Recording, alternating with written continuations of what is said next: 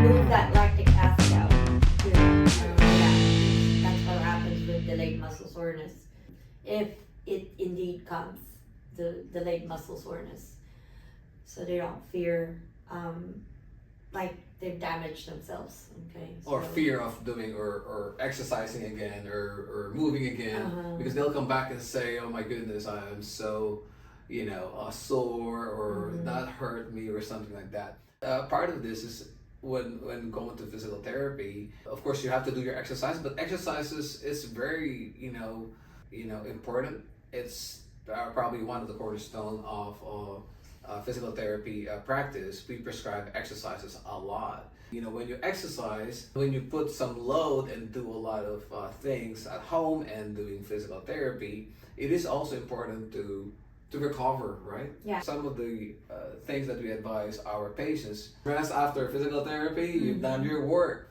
You need that rest, but sometimes it could be very difficult to do that. I think rest is one of those. That could be tricky though. We know that after you stop moving after a workout, you start getting stiff. So that's another type of pain or discomfort that people would have. So that could be a little dangerous. But it's also normal to get stiff when you rest. So continue moving, until it's time to go to sleep, and maybe don't do anything else that's hard. Active recovery is like a low dose. It could dose. be just like moving around, but not necessarily I'm gonna go and do my high intensity interval training or loading yourself. So it could be just simply doing the most basic things at home.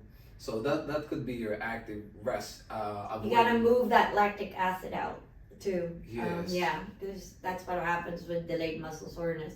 Not hitting the couch and say, okay, I'm just gonna lay here and then when you get up and you still have to cook, it set in. But don't get me wrong, it's okay to rest, it's okay to sit down. Yeah. That's perfectly Know fine. that it'd be normal to feel that stiffness though. So rest and active rest, so keep moving, right? Yeah. So that's important. So, hydration is always, if you cause them to sweat, whatever, hydrating, making sure that they hydrate. A good amount of nutrition, especially protein, if you're trying to build muscles on these people.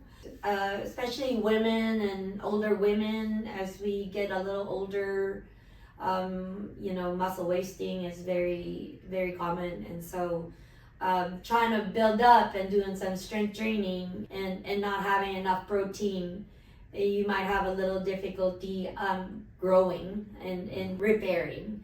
So protein is very important, and even on not just on our muscles, but tendons and all these soft tissues and bones including. That's right. Protein up. Protein up. So that might keep them from being way too sore. More accessible is just utilizing heat or cold.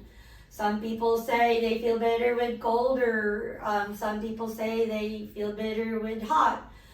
Find time to relax, because it kind of calms your nervous system. So you're when you're doing exercises, you're gonna be in the fight mode where you go, you're ready, and then you wanna stimulate your parasympathetic nervous system. Nervous system, where you just kind of have to relax and very breathe. important. That's part of the recovery.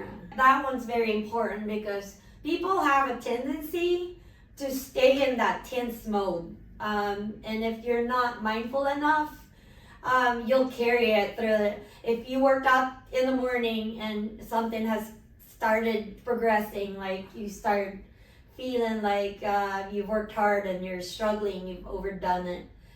So you start getting more tense, and you start getting more inefficient that way. That tense muscles, and you're not being mindful, and you don't control that parasympathetic nervous system, you get more and more and more tired, and you'll be dragging yourself, and you'll find yourself on a couch or are not moving enough. So calming it down, get your muscles back in the efficient mode where you don't have to try too hard now. You're just writing, or you're just sitting on your desk doing your computer work. You don't have to tense up like this anymore. Yeah. You're like done with workout. Okay. I guess also we talk about rest. We talk about some modalities. Maybe a hot pack, a warm shower.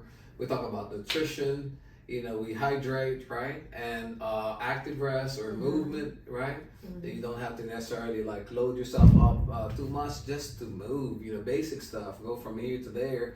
Walk a little bit. You have access in the pool, get in the water and moving in the water a little easier on your muscles and your joints. Yeah. Sleep also plays a critical role as far as recovering. Yeah, definitely. From a soreness. 7 hours if you can afford it. 10 to 8 hours would be great. Yeah. Recovery, sleep.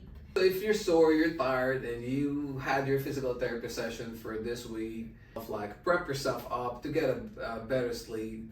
So there are some things that, of course, we do recommend. It's so powerful. It has important. So if you're not preparing yourself to go to bed, what I mean is that if you're just like, okay, I'm watching TV or I'm on my tablet, I'm on my phone, I don't think that will help you sleep very well at night. So I try to kind of reduce as much as possible, and I'll try my best to not to have that exposure. Eating too late, drinking too late, even water, and worse, alcohol before you go to sleep is not advisable. Cut off things 2 to 3 hours before you go to sleep. Prep yourself out for sleep. Just get your circadian rhythm going. So you have to get your circadian rhythm right. Get some light exposure, sun exposure during the day. In the morning and then in the afternoon, and avoid something that like will get your nervous system, your fight system to before you go to bed. Things has to calm down. An hour or 2 hours before you go to bed. Just set yourself up. What's your best practice in trying to get to sleep? I'll share mine. So what really works for me, I feel good the best when I hit that time. I think my circadian rhythm tells me that I have to be, he's better. And better around consistency. 10 o'clock is like, but I feel that my body wants to kind of go downhill around 9:40, 45, and somewhere there, and I have done this before where I have a little bit of carbs 2 hours before I go to bed. I have a little bit of starchy food and nothing else. I've done all kinds of stuff and hacked my sleep, but I have found that my deep sleep and my REM is way up the roof when I have a little bit of a carby meal, but not a whole lot. I'm talking about like full disclosure, I've been doing that. Yeah, but the hard part is that not eating at night. The most important thing is that I have to do my workout during the day. I feel better. I feel like I have better sleep when I've done my workout. When your body's tired, also prepping up your body for a good sleep at night, really helps me. And also avoiding a lot of things that kind of rile you up at night. You really want to kind of slow things down. Excuse me, a couple of hours before you go to bed. So mine is simple. I'm not as disciplined as he is in the time of I prepare for sleep. 2 things. I start breathing, just thinking about breathing, in and out, and then focus on praying. And that turns off my mind. And it also the praying gives me like a sense of peace and sense of like I'll be taken care of tonight and tomorrow. And so that calms me down. I think a lot of people would actually find that pretty useful and helpful. Okay. Yeah.